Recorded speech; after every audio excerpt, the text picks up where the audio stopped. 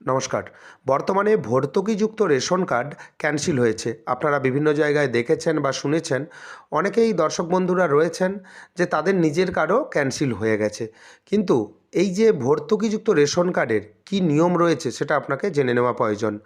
একেবারে খাদ্য দপ্তরের ওয়েবসাইট থেকে যেটা অরিজিনালি তথ্য, সেই তথ্য আপনাকে দেখিয়ে দেবো যে কী কারণে আপনার রেশন কার্ডটি ক্যানসেল হতে পারে। অর্থাৎ এর নিয়ম কী রয়েছে বা মানদণ্ড কী রয়েছে, শহরাঞ্চলের ক্ষেত্রে কী নিয়মাবলী রয়েছে এবং গ্রাম অঞ্চলের ক্ষেত্রে কী নিয়মাবলী রয়েছে। তাই ভিডিওটি স্কিপ করবেন না, প্রথম থেকে শেষ পর্যন্ত দেখবেন। চ্যানেলে নতুন হয়ে থাকলে পরবর্তী গুরুত্বপূর্ণ আপডেট পাওয়ার জন্য চ্যানেলটিকে সাবস্ক্রাইব করে দেবেন। প্রথমে দেখে নেওয়া যাক গ্রামীণ এলাকায় কী নিয়মাবলী রয়েছে। স্বয়ংক্রিয় বর্জনের মানদণ্ড গ্রামীণ।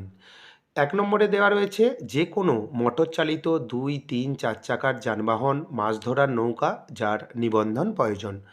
এখানে যে লেখা রয়েছে, আপনার যদি ২, ৩ চাকার যানবাহন থাকে, মাছ ধরার নৌকা থাকে, সেক্ষেত্রে কিন্তু আপনি ভর্তুকিযুক্ত যে কার্ড রয়েছে সেই কার্ড পাওয়ার যোগ্য নয়। অর্থাৎ আপনি বুঝতে পারলেন, এখানে যেই তথ্য দেওয়া রয়েছে সেই তথ্যের মধ্যে আপনার যদি কোনো তথ্যের মিল থাকে সেক্ষেত্রে কিন্তু আপনি পাওয়ার যোগ্য নয়। ভালোভাবে আপনি কিন্তু দেখে নেবেন বা পড়ে নেবেন। ট্রাক্টর, হারভেস্টার ইত্যাদির মতো যান্ত্রিক ৩, ৪ চাকার কৃষি সরঞ্জাম যদি থাকে তাহলেও কিন্তু আপনি যোগ্য নন। ৫০,০০০ টাকা ও তার বেশি ক্রেডিট লিমিট সহ ক্রেডিট কার্ড থাকতে হবে। সরকারি কর্মচারী হিসাবে কোনো সদস্য থাকতে পারেন, গেজেটেড, নন গেজেটেড, কেন্দ্রীয় রাজ্য সরকার, পিএসইউ, সরকার সাহায্যপ্রাপ্ত স্বায়ত্তশাসিত সংস্থা এবং স্থানীয় সংস্থা। সরকারের কাছে নিবন্ধিত অকৃষি উদ্যোগসহ একটি পরিবারের কোনো সদস্যের মাসিক আয় ১৫,০০০ টাকার বেশি হলে তাহলেও কিন্তু আপনি যোগ্য নন। অর্থাৎ ১৫,০০০ টাকার নিচে আপনাকে ইনকাম হতে হবে। এটা কিন্তু খুব গুরুত্বপূর্ণ একটি পয়েন্ট রয়েছে। ৭ নম্বরে কোনো সদস্য আয়কর বা পেশাগত কর প্রদান করেন। ৩ বা ততোধিক কক্ষ বিশিষ্ট একটি পরিবার যার সকল কক্ষের দেওয়াল ও ছাদ পাকা, নিজের একটি রেফ্রিজারেটর রয়েছে, নিজস্ব ল্যান্ডলাইন ফোন রয়েছে, কমপক্ষে একটি সেচ সরঞ্জাম সহ ২.৫ একর তার বেশি সেচযোগ্য জমি থাকতে হবে। ২ বা ততোধিক ফসল মৌসুমে ৫ একর তার বেশি জমি সেচ দিন। অর্থাৎ আপনি এখানে দেখতে পাচ্ছেন, হয়তো কিছুটা ট্রান্সলেটে অসুবিধা হয়েছে। এটা ইংরেজিতে ছিল, এটা বাংলাতে ট্রান্সলেট করা হয়েছে, তাই এখানে একটু ভাষাগত সমস্যা দেখা দিতে পারে, আপনি একটু বুঝে নেবেন। আপনারা দেখলেন গ্রামীণ এলাকার কি নিয়মাবলী রয়েছে এবং সেই সঙ্গে আপনাকে দেখিয়ে দেব যারা শহরাঞ্চলের দর্শক বন্ধুরা রয়েছেন তাদের ক্ষেত্রে কি নিয়মাবলী বা মানদণ্ড রয়েছে।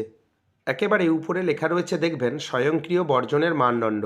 রেশন কার্ড পাওয়ার যোগ্য হতে হলে আপনাকে অবশ্যই নিম্নলিখিত কোনো শর্তের অন্তর্ভুক্তি হওয়া যাবে না। অর্থাৎ গ্রামীণ অঞ্চল এবং শহরাঞ্চলের ক্ষেত্রেই এই ভাষাটি লেখা রয়েছে।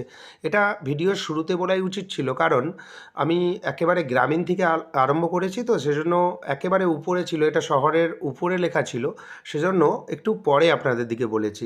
তাই আপনি একটু অ্যাডজাস্ট করে নেবেন। এবং স্বয়ংক্রিয় বর্জনের মানদণ্ড এখানে লেখা রয়েছে, যেটা শহরের ক্ষেত্রে কংক্রিটের দেওয়াল ও ছাদ দিয়ে নির্মিত ৩ বা ততোধিক কক্ষ বিশিষ্ট বাড়িতে বসবাস করেন। নিম্নলিখিত ভোগ্য পণ্যগুলির মধ্যে যে কোনো একটি থাকতে হবে।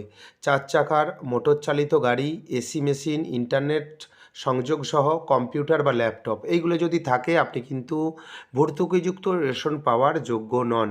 নিম্নলিখিত ভোগ্যপণ্যগুলির মধ্যে একাধিক থাকতে হবে। Refrigerator, landline telephone, washing machine, ২ চাকার মোটরযান। এমন কোনো ব্যক্তি আছেন যিনি আয়কর বা পেশাগত কর প্রদান করেন। এমন কোনো সদস্য আছেন যিনি রাজ্য, কেন্দ্রীয় সরকারি প্রতিষ্ঠান, সরকারি সাহায্যপ্রাপ্ত সংবিধিবদ্ধ স্বায়ত্তশাসিত সংস্থার গেজেটেড বা নন গেজেটেড কর্মচারী। ভর্তুকিযুক্ত কার্ড পাওয়ার ক্ষেত্রে আপনারা দেখেছেন বা যাদের বর্তমানে কার্ড রয়েছে, শহরাঞ্চল এবং গ্রামাঞ্চলেরও ক্ষেত্রে যে নিয়ম রয়েছে, দুটি আলাদা আলাদা নিয়ম রয়েছে। আশা করি আপনারা বুঝে গেছেন। ভিডিওটি কেমন লাগলো জানাবেন। চ্যানেলে নতুন হয়ে থাকলে পরবর্তী গুরুত্বপূর্ণ আপডেট পাওয়ার জন্য চ্যানেলটিকে সাবস্ক্রাইব করে দেবেন। যদি ভিডিওটি ভালো লাগে ভিডিওটি লাইক করে দেবেন এবং বন্ধুদের মধ্যে বেশি বেশি করে শেয়ার করবেন। ভিডিওটি দেখার জন্য আপনাকে অসংখ্য ধন্যবাদ। ভালো থাকবেন।